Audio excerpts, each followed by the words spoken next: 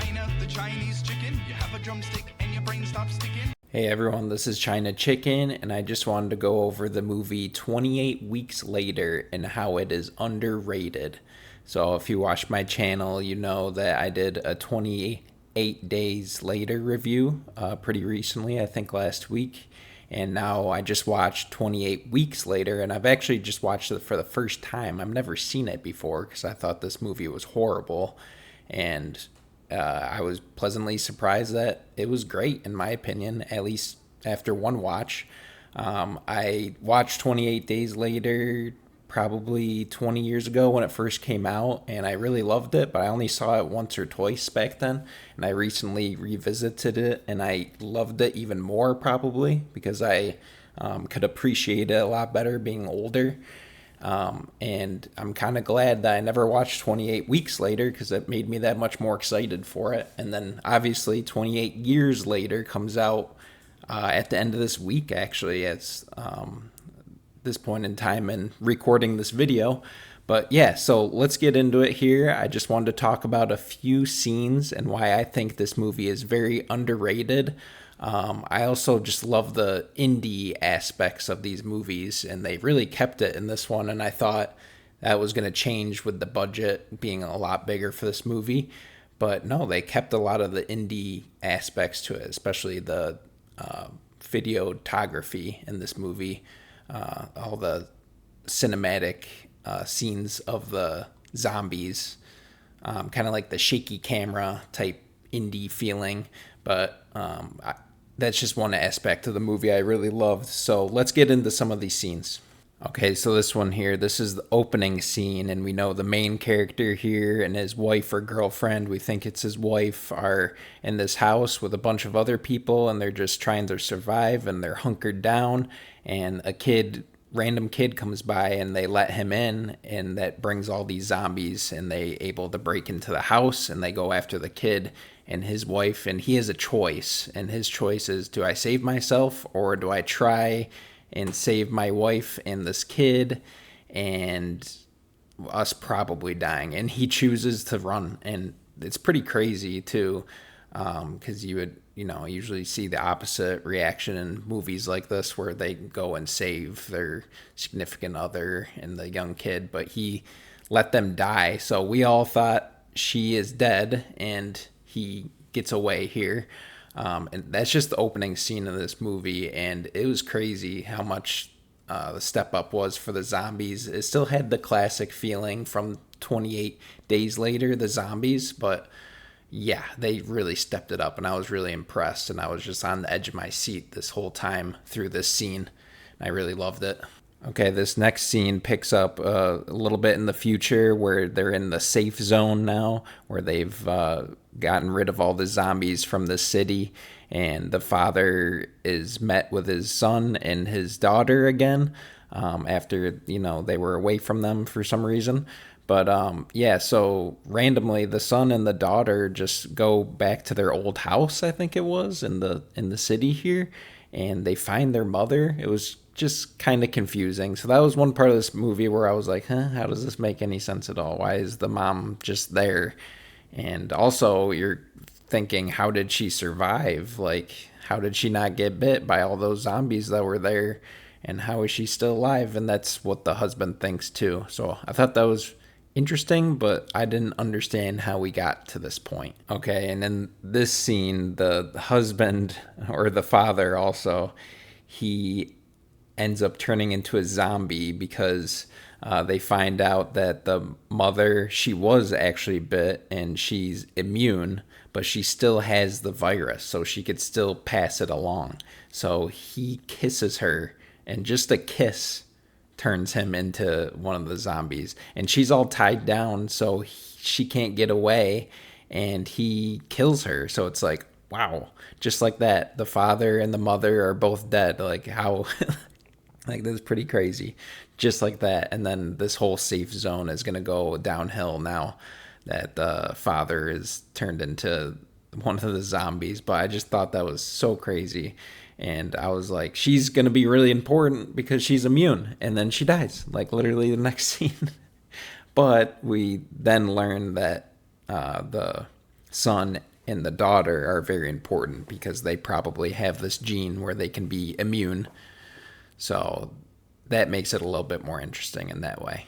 Okay, and then I want to talk about this scene where it seems like we have the main group of the movie, where you have Jeremy Renner's character, who's like this army sniper that finds this group and tries to protect them from, the infected and from the army that's trying to just shoot everyone down and kill everyone, which makes sense in a way. It's like, the infected are going at it, you just kill everyone. It just makes it easier, but it's also pretty crazy. So anyway, Jeremy Renner's in there here, and then you have the female doctor who's also in the army that found out that the kids are immune, or she thinks the kids are immune because of the mother. So she's trying to protect them at all costs. She tells Jeremy Renner's character about this. I think she tells him a little bit later. But in this scene here, they're on the streets and there's a sniper trying to just take them out right now, and they're hiding. And they know the only chance is to send this guy out. So Jeremy Renner's like, okay, you got to go out and zigzag. And the guy's like, hell no, I'm not doing that.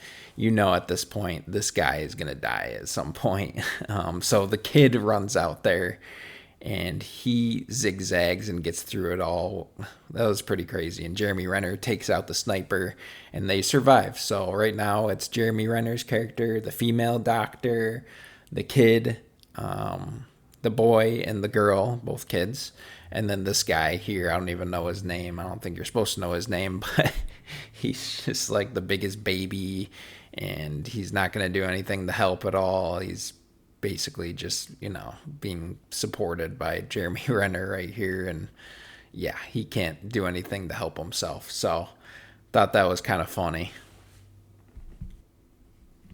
Okay, and then we have this sad scene here where you think, we have the main characters that are all going to survive this because they're the main characters that they've been showing the entire time throughout the movie, and they put you in their point of view of all these characters. So you got Jeremy Renner, the female doctor, and then the two kids, the boy and the girl, brother and sister.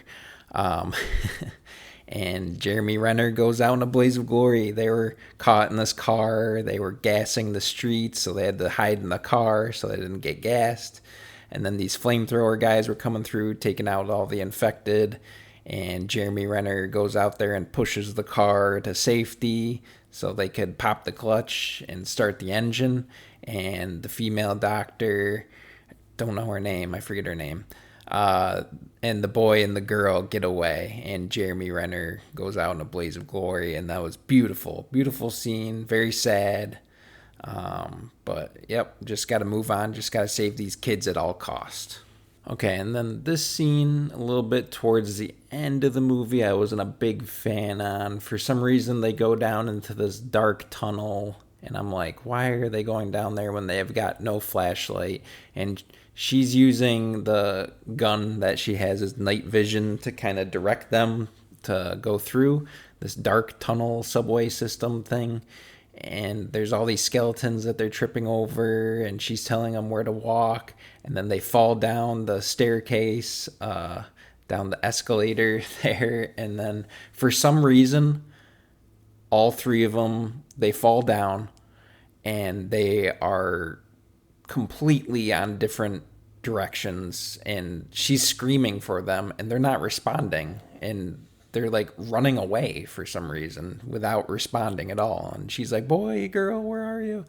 And they just don't respond. So they get farther and farther away from each other. She gets attacked by a zombie, which happens to be their father, the zombie version of their father. I don't know how the fuck he got here, but that was crazy. So that was kind of weird. And he ends up killing her. And then the boy and girl get away. Actually, the boy, he gets bit, and then he freaks out and runs away from his sister because he didn't want to kill his sister. So he tries to run as far as he can. He falls on the ground. She looks at him. She looks in his eyes. They're blood red, but he's not a zombie. So he's got the same thing that his mother had, where he's infected, but he's also still human in a way. So thought that was very interesting. Okay, and then the movie ends with them finally catching up with the helicopter army guy, which they've been trying to all movie, if I haven't mentioned. They've been trying to meet up with this guy, but they keep getting pushed to a different area, either from zombies or whatnot. So this guy finally saves the boy and the girl, and they say, the other two died. So he saves the boy and the girl. So that's how the movie ends. Thought that was interesting because towards the end, I'm like starting to already theory craft about 28 years later and what could happen. So we know that they're doing 3 movies for 28 years later. They're going to do a trilogy. And the first movie, I don't really know much about, but it's about an older guy and his son, I think. And so the boy in this, his name is Andy. 28 years later, if he's 12, he would be like 40. So I'm thinking he might be that older character in 28 years later. I have no idea, but maybe that's a potential. And he is immune, and he also has a kid that's immune. Not sure if his sister survived, but yeah, it's been 28 years later, so anything could happen.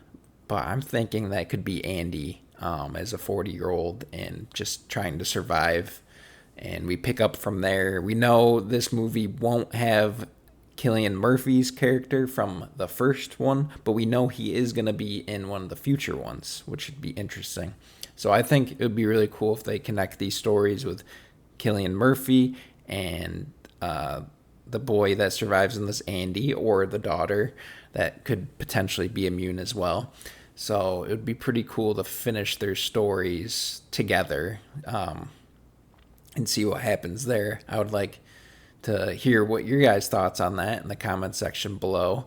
About 28 years later, just theory crafting. But let me know what you guys think about this movie 28 weeks later. I really did love it, and I was surprised because I love 28 Days Later. I never watched 28 Weeks Later. I knew it was a movie. I just didn't know if it was good. I heard it was bad, but I liked it. It was pretty good. It had some moments that I talked about where it made no sense at all, but that's okay. And, I really loved the zombies in this. I thought they were some of the scariest zombies. And they kind of are going in a direction with this, or maybe Last of Us stole it, but with the immune kids, and trying to protect them and, possibly get a cure from them and save the world, So we'll see if they're going to continue that type of storyline. Not really sure with 28 years later, the trilogy coming out. But yeah, let me know what you guys think about this movie. I really loved it, really enjoyed it. Can't wait to see 28 years later in theaters. Hopefully I'll be doing a video on that soon. And leave a like and subscribe. Have a great day. Chicken to China, the Chinese chicken. You have a drumstick and your brain stops sticking.